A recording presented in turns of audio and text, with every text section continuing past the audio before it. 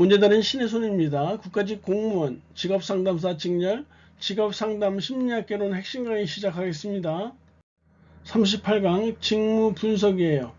직무 분석은 직무 관련 정보를 수집하는 절차로서 직무 내용과 직무 수행을 위해 요구되는 직무 조건들을 조직적으로 밝히는 과정이에요.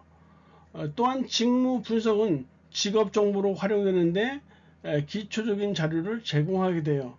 그리고 직무 분석의 목적은 해당 직무에서 어떤 활동이 이루어지고 작업 조건은 어떠한지를 기술하고 직무를 수행하는 사람에게 요구되는 지식, 기술, 능력 등의 정보를 활용하는 데 있어요.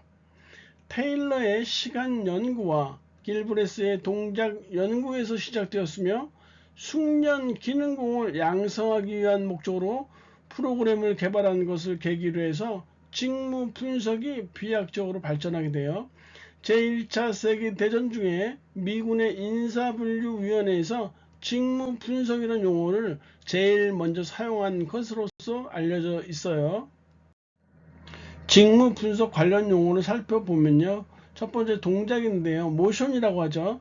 작업 요소를 구성하는 작업자의 기본 행위예요.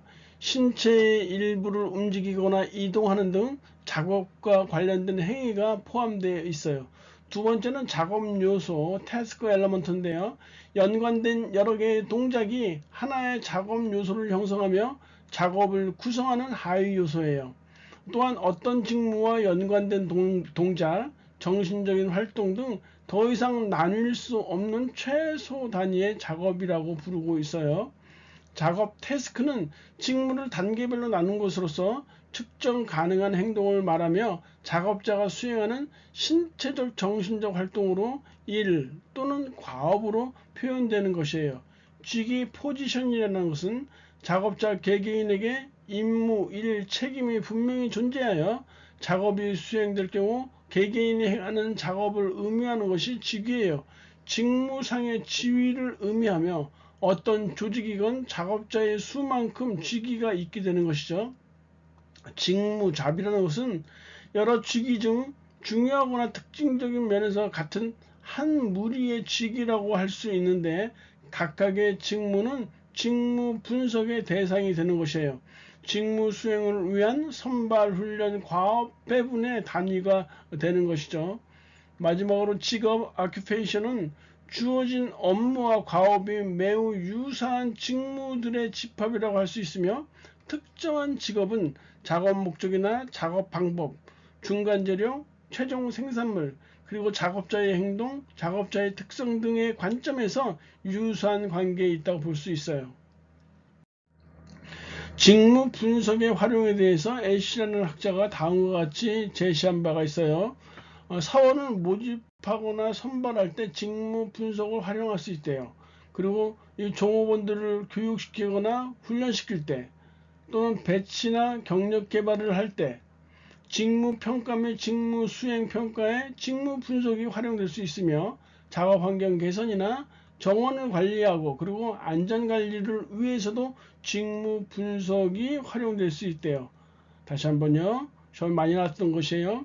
모집 및 선발, 교육 및 훈련, 배치 및 경력 개발, 직무 평가 및 직무 수행 평가, 작업 환경 개선, 그리고 정원 관리나 안전 관리 등의 직무 분석이 활용될 수 있다는 거 중요하고요. 직무 분석의 과정 및 기법을 보면요. 일단 직무 분석의 3단계가 있어요. 직무 분석은 3단계 있고 그리고 6단계 있는데 일단 3단계부터요. 제1단계는 직업 분석인데요.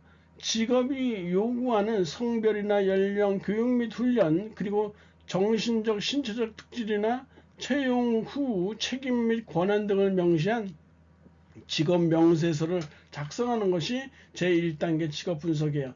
제2단계 직무 분석은 직무를 구성하는 내용과 직무를 수행하는 데 필요한 조건들을 밝히는 절차로서 직무 명세서를 작성하는 것이 제2단계 직무 분석이에요. 제3단계 작업 분석은 생산성 향상을 위해서 개개의 작업자가 실시하는 작업을 개선화하고 표준화하는 것이에요. 직무 분석의 6단계 중에서 제1단계는 행정적 단계 또는 준비 단계라고 해요. 어떤 직무를 분석할 것인지를 결정하는 것, 즉 분석 대상을 선정하는 것이에요. 두 번째는 직무 분석을 왜 하는지를 결정하는 것인데 직무 분석의 목적을 확인하는 것이죠. 그리고 조직 내 사람들에게 직무 분석의 필요성을 인식시키는 것이고요. 직무 분석에서 수집할 정보의 종류와 범위를 명시하게 돼요. 그리고 직무 분석을 실제로 담당할 사람들의 역할과 책임을 할당하는 것이 제1단계로서 행정적 단계 또는 준비 단계라고 해요. 제2단계는 직무 분석의 설계 단계인데요. 직무에 관한 자료를 얻을 출처와 인원수를 결정하게 되고요. 자료 수집 방법도 결정하게 돼요. 그리고 설문지법을 사용하는 경우에는 설문지를 직접 만들 것인지 또는 구입해서 사용할 것인지도 결정하게 되는 것이에요. 그리고 자료 분석 방법 또한 결정하게 되는데 바로 이 같은 단계가 제2단계 직무 분석 설계 단계예요. 제3단계는 자료 수집과 분석 단계인데요. 직무 분석의 목적에 따라서 어떤 정보를 수집할 것인지를 분명히 해야 하고요. 직무 분석의 목적과 관련된 직무 요인의 특성을 찾아야 돼요. 직무 정보의 출처로부터 실제 자료들을 수집해야 하고요. 수집된 정보의 타당성 여부를 현직자나 상사를 활용해서 재검토해야 되고요. 직무에 관해서 수집된 정보를 분석하고 통합하는 단계가 바로 제3단계 자료 수집과 분석 단계라고 보시면 되겠네요. 4단계는 결과 정리 단계인데요. 직무 기술서를 작성하게 되고요. 그리고 작업자 명세서 또는 직무 명세서를 작성하게 돼요. 작업자의 직무 수행 평가에 사용할 평가 요인과 수행 기준을 결정하고요. 직무 평가에 사용할 보상 요인도 결정하게 돼요. 그리고 유사한 직무들을 묶어서 직무군으로 분류하는 것이 제4단계 결과 정리 단계예요. 5단계는 직무 분석 결과의 배포 단계예요. 말 그대로 직무 분석 결과를 실제로 사용할 여러 관련 부서에 배포하는 것이고요.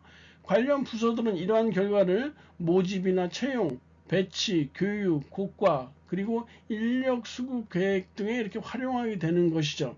6단계는 통제 단계 또는 최신의 정보를 수정하는 단계인데요. 시간의 흐름에 따라서 직무에서의 변화를 반영해서 직무 정보를 최신화하는 것이에요. 조직 내 직무 기술서 및 작업자 명세서의 사용자로부터 피드백을 받는 단계이기도 하고요. 이런 통제 단계는 다른 모든 단계에 영향을 미칠 수 있다라는 것이 바로 6단계 통제 단계 또는 최신의 정보를 수정하는 단계라고 볼 수 있겠네요.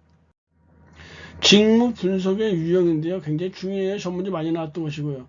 하나는 과제 중심 직무 분석이고요. 또 하나는 작업자 중심 직무 분석이에요. 과제 중심 직무 분석은요. 직무에서 수행하는 과제나 활동이 어떠한 것들인지 파악하는 데 초점을 두게 되고요. 직무 자체의 내용을 중점적으로 다루는 이 직무 기술서 작성에 중요 정보를 제공하는 것이 과제 중심 직무 분석이에요. 이 과제 중심 직무 분석은요. 직무마다 서로 다 과제나 활동 내용들이 다르기 때문에 직무 각각에 대한 표준화된 분석 도구를 만들 수 없게 돼요. 이 과제 중심 직무 분석의 대표적인 예가 기능적 직무 분석 FJA예요.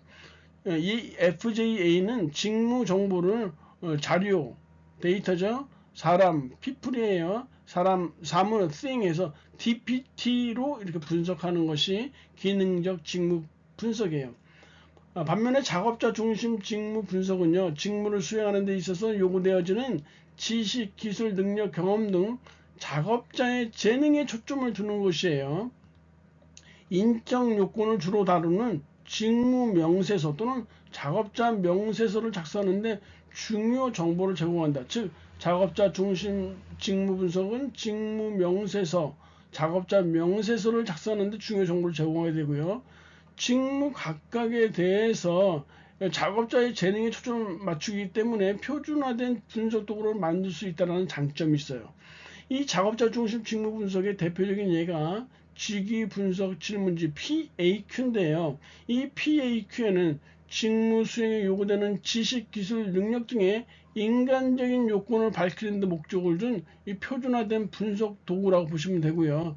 6가지 범주가 포함되어 있는데 이 6가지 범주에는 정보 입력, 정신과정, 작업 결과, 타인들과의 관계, 직무 맥락, 직무 요건 등이 있어요. 그래서 우리가 직상서에서는 정정작, 타직직 이런 식으로 해서 외웠었단 말이에요. 직무 분석 자료의 특성을 한번 볼 필요가 있는데 직무 분석 자료는 최신의 정보를 반영해야 한다. 당연하겠죠.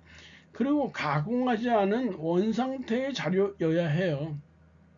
논리적으로 체계화되어 있어야 하고요. 사실 그대로를 반영해야 해요. 그리고 다목적으로 활용될 수 있어야 된다. 그래서 직무 분석 자료의 특성은 우리가 최가 논사다 이렇게 외웠어요. 최가 논사다. 우리 옆집 사는 최 씨가 논을 샀어. 아우 배 아파. 최가 논사다 이렇게 외운다고 했었죠.